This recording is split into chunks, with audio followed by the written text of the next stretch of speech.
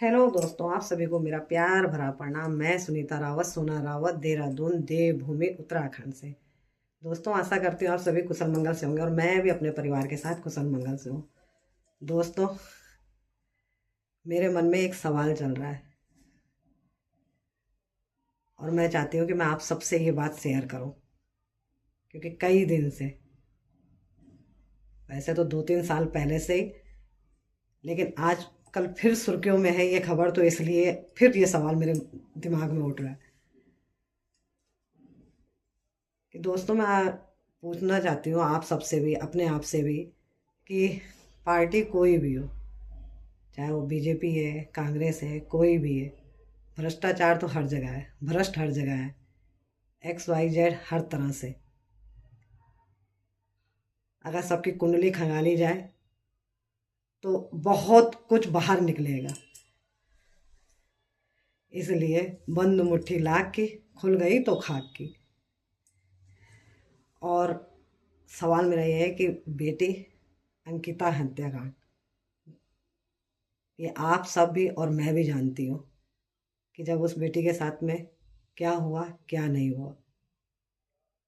और आप सब ये भी जानते हैं, ये मुझे भी पता है, कि रात में बुलडोजर चला था। क्यों चला, किस लिए चला, किस लिए चला? क्योंकि कोई तो वजह होगी।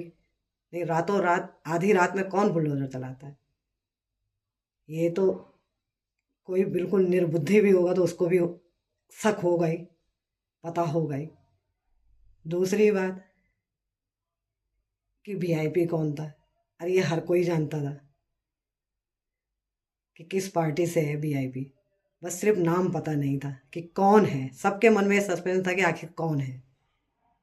मैं भी जानती थी कि वीआईपी कोई बीजेपी का था, लेकिन सिर्फ नाम नहीं पता था। और इतना 2-3 साल हो गए इस केस को चलते हुए। कितना उस बेटी के माँ बाप परेशान हुए हैं। पूरा देश उसके लिए सड़कों पे, हर जगह जितना जिससे हो सका खड़ा था, आज भी खड़ा है उसको न्याय दिलाने के लिए। क्योंकि इस केस के ऊपर बहुत बड़े बड़े हाथ हैं, बड़े बड़े पावर है, जो इस केस को दबाया जा रहा था। मुझे सिर्फ पूछना ये है, और अच्छा भी है, मन मतलब सही भी है, अच्छा भी लगा कि जो ये उर्मिला जी हैं, 3 साल में चलो इनकी आत्मा जागी, जागी तो सही। पर मुझे इनसे ये पूछना है कि अगर इनके पास सबूत थे, अगर ये जानती थी, तो ये इतने साल से क्यों चुप बैठी हुई थी? क्यों नहीं उस बेटी को न्याय दिलाने में ये आगे आई? अब तक तो कुछ सजा का कुछ और ही वो होता। जिन्होंने अपराध किया है, शायद उनका सजा मिलने में, हर चीज़ में उसके माँ बाप को सहायता मिलती। हर जितने लोग ये सड़कों पे खड़े थे,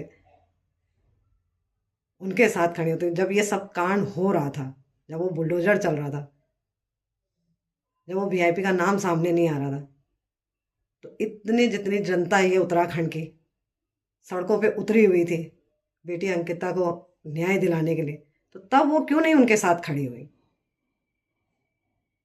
क्योंकि तब उनके पूर्व विधायक बीजेपी में थे, इसलिए। या आज नहीं है, या है, कुछ तो ऐसा हुआ होगा कि आज अचानक उनकी आत्मा, अंदर आत्मा जिसको कहते हैं ना, आत्मा में परमात्मा होते हैं। यहाँ तो सब कुछ होता है। तो वही जो आज इधर, तो अगर काश वो उस टाइम आती, आज अचानक ऐसा क्या हुआ कि जो सबके सामने आ रही है कि मेरे पास बहुत सारे सबूत हैं। तब वो सबूत कहाँ थे? तब उनके पास कोई सबूत नहीं थे क्या? और मैं तो शुक्रिया, धन्यवाद कहना चाहती हूँ उन्हें कि चलो 3 साल ही बाद कम से कम उनकी आत्मा जागी तो सही। कम से कम उन्हें लगा तो सही कि किसी बेटी के साथ गलत हुआ है। और सवाल मेरा यही कि काश, काश वो उस समय क्यों नहीं आई हैं?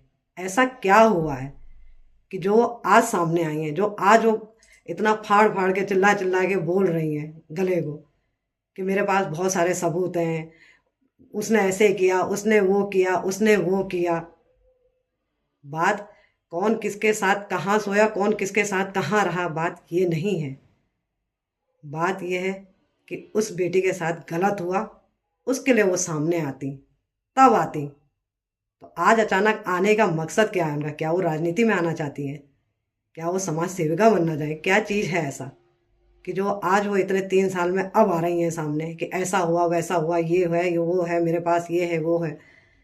यही मेरे मन में सवाल था, मेरे दिमाग में चल रहा था कि तब उनके अंदर आत्मा नहीं जाग रही थी, तब उनको ऐसा क्या हो गया था कि जो वो सामने क्यों नहीं है? इतना सब लोग परेशान थे, इतना उसके माँ बाप रो रहे थे, इतना कुछ हुआ। कम नहीं होते 3 साल। 3 साल, एक साल में 365 दिन होते हैं। अब 365 दिन सोचो उसके माँ बापों ने कैसे बिताया होगा, क्यों और किस लिए।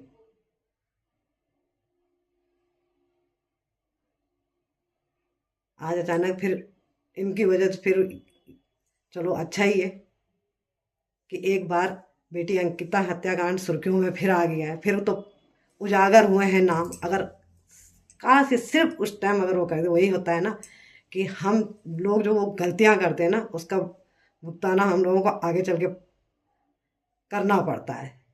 अगर समय रहते ही वो चीज़ अगर उजागर हो जाए, वो चीज़ सामने आ जाए, तो उस चीज़ का कुछ हल निकलता है, उस चीज़ का कुछ समाधान होता है। लेकिन नहीं, जब अपने ऊपर कुछ बीतती है, अपने ऊपर कुछ होता है, तब हम लोग बौखलाए हुए सामने आते हैं। लेकिन उस टाइम ये चीज़ नहीं सोचना चाहिए, ये चीज़ उस टाइम ये सोचना चाहिए क्योंकि बेटियां हमारी भी हैं, हम भी माँ हैं, और हर कोई माँ है, हर कोई बेटी है। क्योंकि ये हादसा किसी के भी साथ हो सकता है, और ये उत्तराखंड है। क्योंकि उत्तराखंड भले ही नेताओं को बर्दाश्त करती है, भले ही और चीज़ें बर्दाश्त करती हैं, लेकिन किसी बेटी के साथ अगर गलत हो तो ये उत्तराखंड बर्दाश्त नहीं कर सकता है। क्योंकि हमारे उत्तराखंड में देखते हो आप, बाहर कहीं जाइए सब बहुत कुछ होता है, लेकिन हमारे उत्तराखंड में एक चीज़ इतनी अच्छी है कि यहाँ माँ बेटी के सम्मान अच्छे से करने जानते हैं यहाँ के लोग।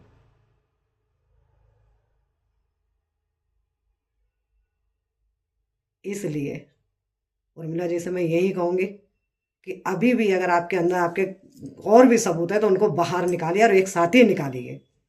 ये नहीं कि फिर आपके साथ कुछ और हो तो तब आप सबूत सामने लाओ, या फिर कुछ और हो तो तब आपके सामने सबूत लाओ। ये चीज़ नहीं होना चाहिए।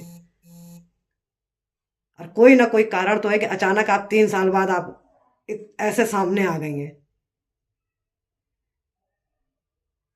सुर्खियों में कि भाई ऐसा है, ये है, वो है, ये है।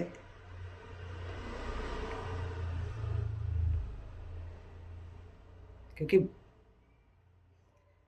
बेटी पढ़ाओ और बेटी बचाओ ऐसे ही नहीं नारा है। क्योंकि उत्तराखंड के बेटी पढ़ा भी रहे हैं और बेटी बचाना भी जानते हैं। और जिस दिन सही में उत्तराखंड जाग गया, एक हो गया, तो उस दिन ना तो नेताओं का राज चलेगा, ना